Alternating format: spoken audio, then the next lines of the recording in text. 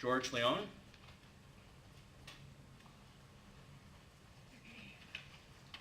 Good evening, everybody.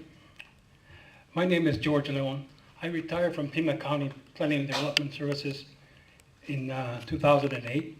I have been a resident of Tucson since 1951, and I graduated from Tucson High School in 1960.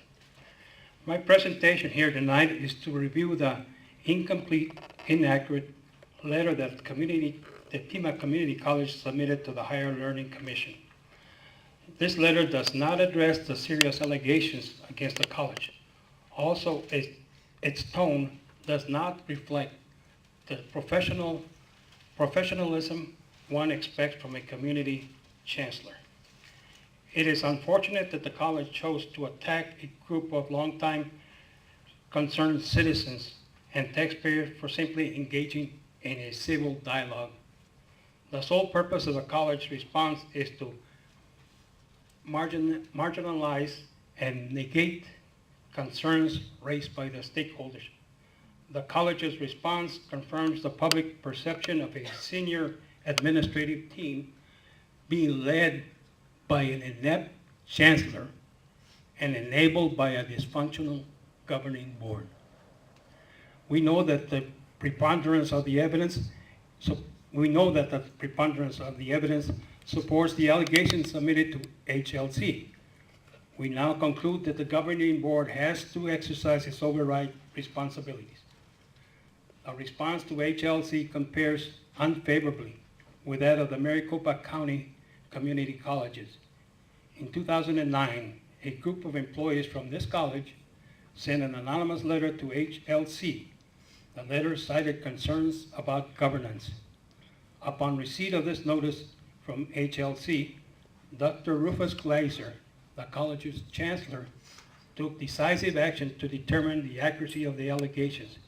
He quickly impaneled an external independent body to investigate the issues related to board governance. In contrast, despite numerous public requests, the PCC governing board and its senior administrators have refused to order an external independent investigation into these serious allegations. The college's response states, quote, prior to March 26, the chair of the governing board had received an anonymous complaint alleging inappropriate behavior by Dr. Flores.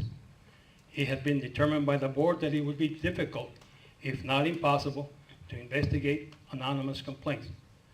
To my knowledge, no college administrator was aware of inappropriate behavior by Dr. Flores prior to March 26, close quote.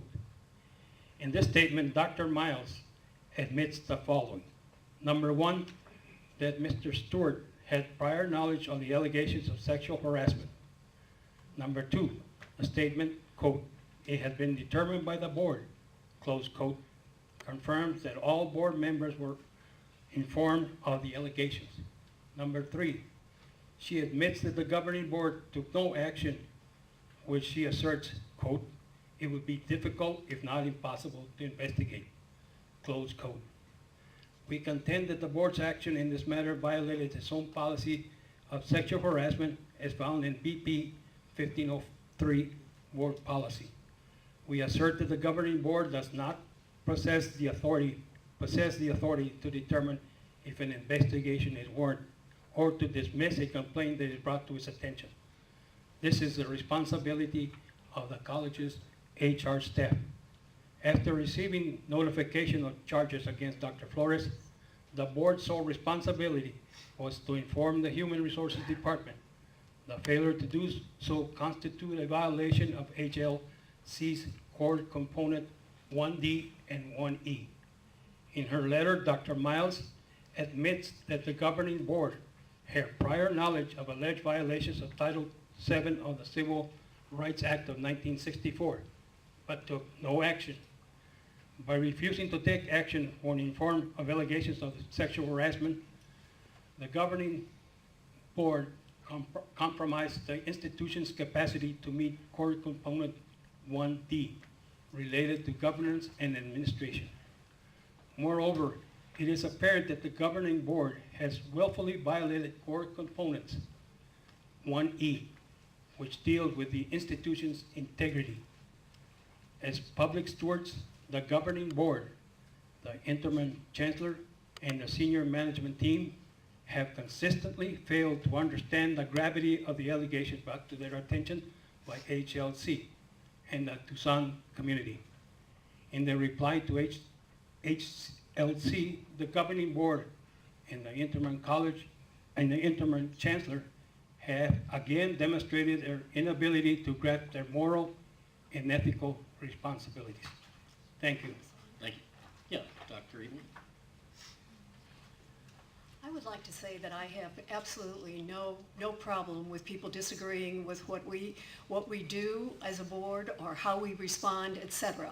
But I do not feel that we have to take some of the slaps that have been given this evening. I'm not so concerned about us. We're probably going to be able to manage that. But I mean, some of your language, I would like to say, I do not think we have to establish. I think some of your facts are wrong, but we haven't got the time to go into step by step. And I would have appreciated the fact that you wanted to make this clear to us, but we would also appreciate the fact that you not make some comments that you did about the interim chancellor or anyone else. So we would ask all of you who are making comments this evening, certainly make your points. We are interested in hearing them. But would you please watch the language you use and the way in which you attack people? We would really appreciate that. Thank you very much. That's it. May I say something? You already said something. Your 5 minutes is well over, sir.